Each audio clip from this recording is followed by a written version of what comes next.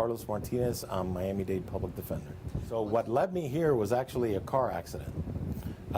So when people ask me, how did you start in the public defender's office, it truly was by accident. I was at the University of Miami Law School, and I was in the summer honors program.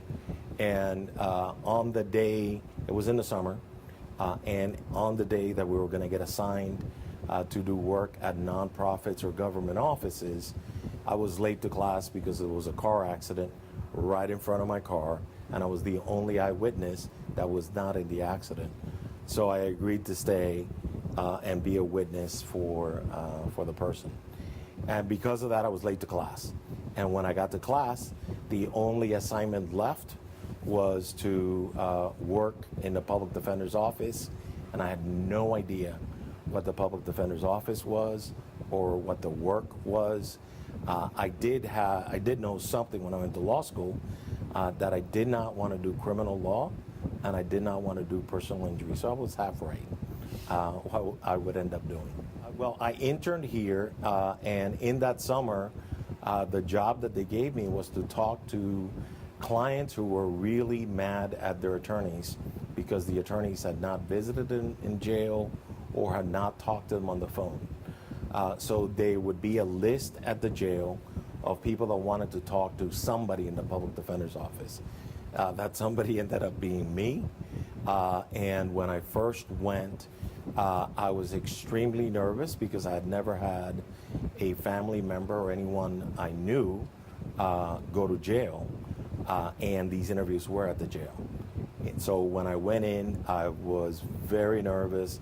I had a stack of arrest affidavits, and the one on top, and these were people who had signed up for my visit. And the one on top was for a homicide second degree. So of course, not only was I nervous being at the jail for the first time, but all of a sudden I'm gonna go talk to somebody with a homicide charge. So that kind of freaked me out. Until I actually started talking to the clients. And when I started talking to the clients, everything went away, all the fear went away.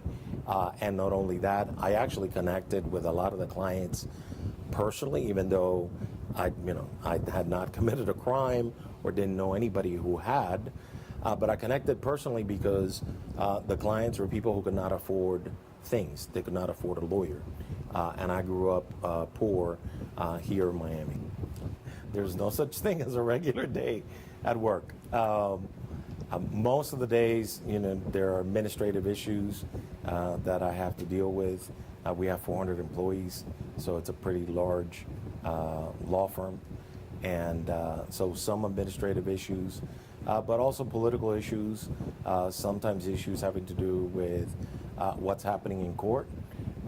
And most of the time it's trying to figure out how we're going to get better at what we do and what are we going to do in terms of making this a better community. The staffing levels are adequate. My challenge is actually salaries. It is not the number of people, but it's the salaries that I'm paying. That's my biggest challenge right now. When you average it out, that's what it comes out to.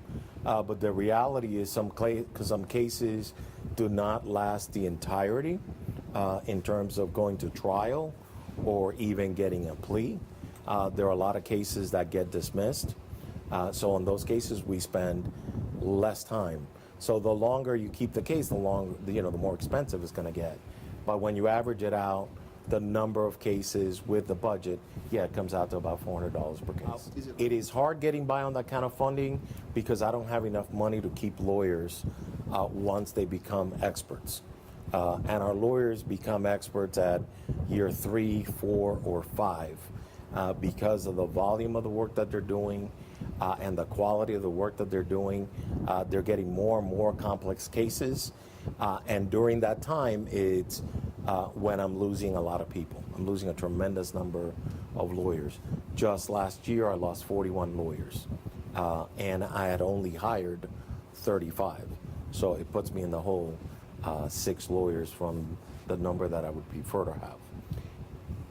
If I had more appropriate salaries, I think I could keep people longer to the point that they would decide, okay, this is not only something that I want to do for my life and I want to dedicate myself to, but I can also provide for my family.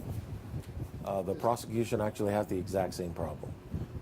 Kathy Rundle, last year, I believe she lost 63 lawyers, and I lost 41. Obviously, she has more lawyers, but we are having the exact same problem of lawyers leaving too soon.